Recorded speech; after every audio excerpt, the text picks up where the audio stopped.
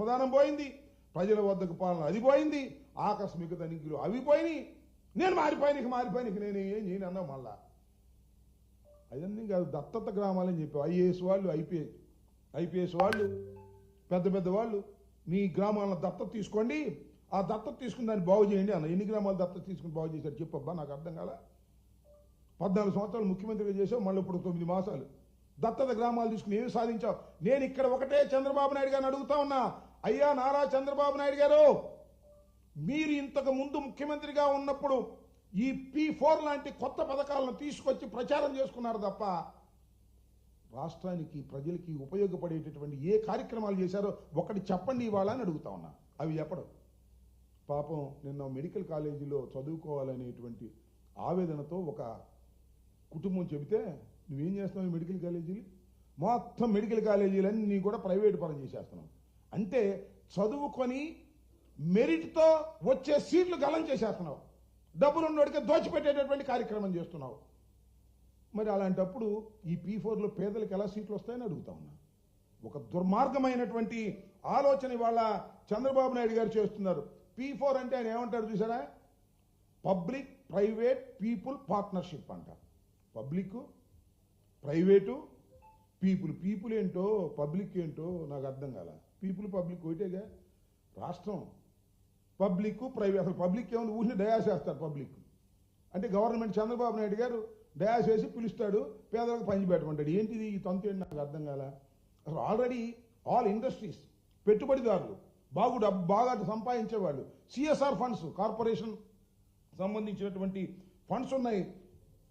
Corporation social responsibility కింద 2% వాళ్ళు ఖర్చు పెట్టాలి. మళ్ళీ చంద్రబాబు నాయుడు గారు అందరిని పిలిచాడు, కాంట్రాక్టర్లు, పెద్ద పెద్దోళ్ళు, డబ్బులు ఉండోళ్ళు. మరి ముఖ్యమంత్రితో అవసరం కదా పాపం, పిలిస్తే రాకపోతే ఎట్టాక మీరు చూశారుగా. బంగారు కుటుంబాన్ని పిలిచిన వాళ్ళేమో వెళ్ళిపోయారు పాపం. వీళ్ళు మాత్రం అట్టాగే ఉన్నారు, ఉండక తప్పదాళ్ళు. ఎందుకంటే వాళ్ళ సంతకాలు కావాలి, ముఖ్యమంత్రి గారి సంతకాలు. కాంట్రాక్టర్లు, పెద్ద పెద్ద ఇండస్ట్రియలిస్టులు ముఖ్యమంత్రి గారితో ప్రభుత్వంతో పనులు ఉంటాయి కాబట్టి. ఈ బంగారు కుటుంబం వాళ్ళు మాత్రం ఈ బంగారు కుటుంబం లేదు, బూడిద లేదు, ఈ సొల్లు మేము వినలేక చేస్తున్నామని వెళ్ళిపోయారు. ఏం చెబుతాయండి సొల్లు దాని మీద ముఖ్యమంత్రి గారు? నీతి నిజాయితీకి మారిపోయారు. ఎవరు నమ్ముతాడండి నీతి నిజాయితీకి మారిపోయారు? నేను ఇంతవరకు తప్పు చేయలేక తప్పు చేయను.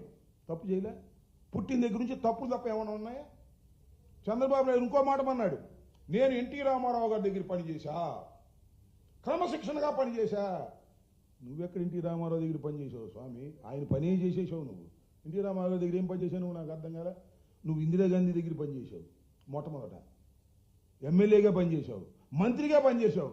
నేను ఎన్టీ రామారావు గారి దగ్గర క్రమశిక్షణగా పనిచేశా అని వాళ్ళు డప్పాలు కొట్టుకుంటా ఉన్నావు. మొత్తం ఆయన పైన మాత్రం సఫా చేసేసావు నువ్వు వెళ్ళి. ఇది దుర్మార్గమైనటువంటి ఆలోచన ఇవాళ చేస్తున్నటువంటి కార్యక్రమం చంద్రబాబు నాయుడు గారు చేస్తున్నారు.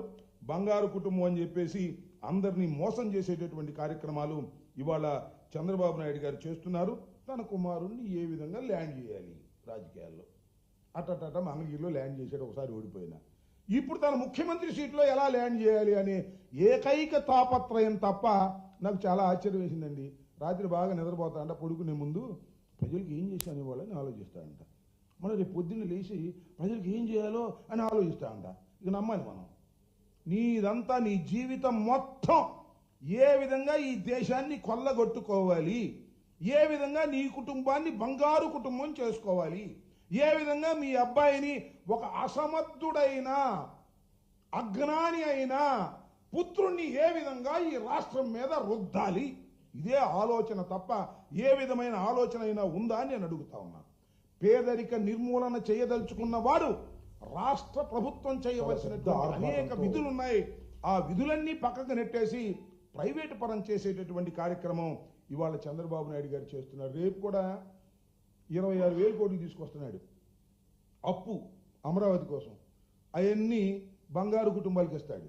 నిజమైన బంగారు కుటుంబాలు కాదు, ఆయన చుట్టూ ఉండే కుటుంబాలు. వాళ్ళు బాగా సంపాదించుకుంటారు.